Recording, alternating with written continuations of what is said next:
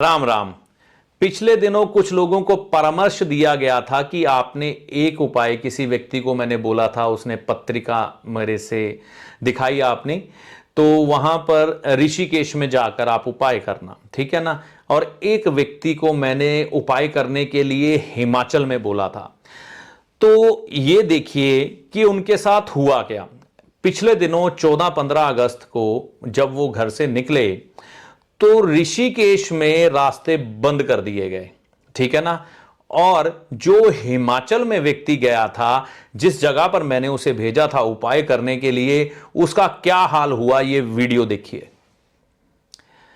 देखा आपने, ये हिमाचल की वो जगह है जहां पर मैंने उसे उपाय करने के लिए भेजा। आज तक मैंने अपने जीवन में इस मंदिर के बारे में कभी भी नहीं सुना था कि यह जलमग्न हो गया हो। इस मंदिर का नाम है महादेव कालीनाथ कालेश्वर धाम।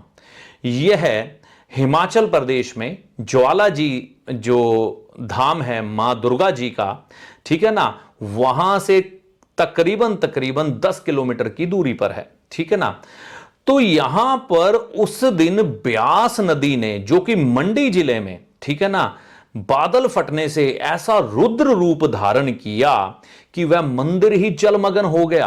आप यकीन मानिए, मैंने पिछले दिनों एक वीडियो डाली थी, अगर आप में से किसी ने देखी हो ना वो वीडियो, मां और चंद्रमा, तो वहां पर मैंने ब्यास नदी के ना दर्शन करवाए। वहां से कम ये जो नदी है जमीन से 40 फुट नीचे होगी, ठीक है ना।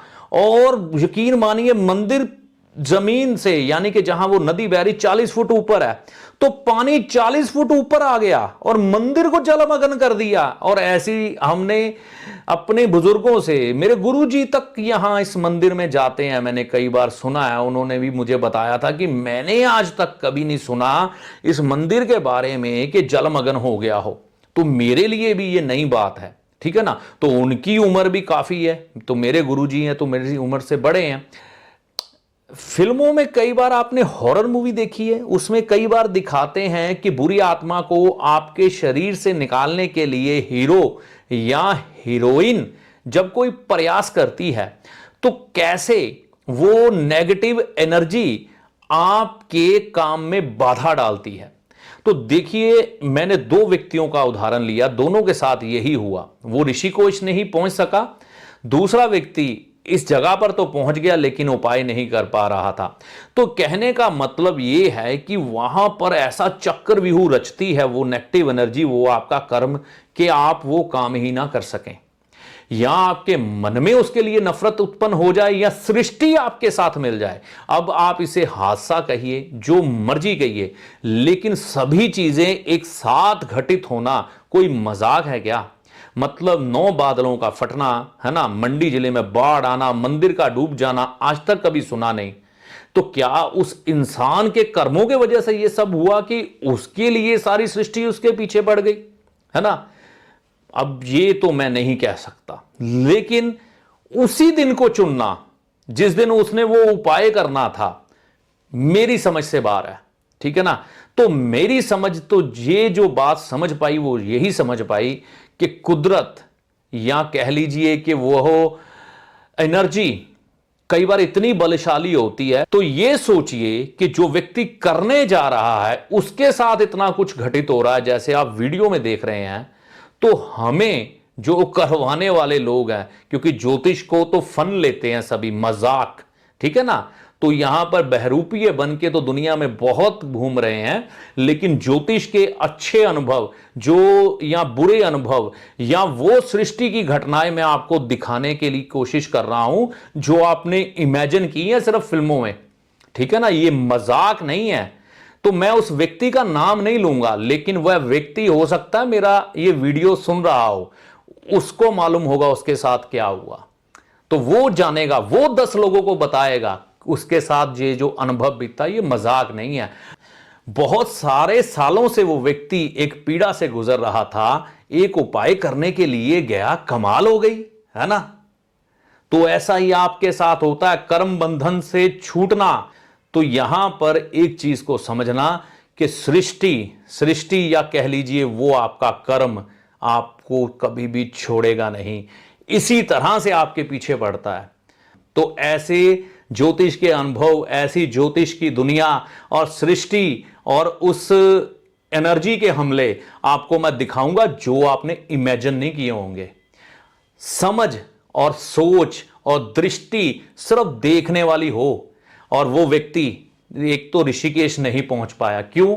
उसने हौसला छोड़ दिया, उसने हौसला छोड़ दिया, वो वापस आ गया।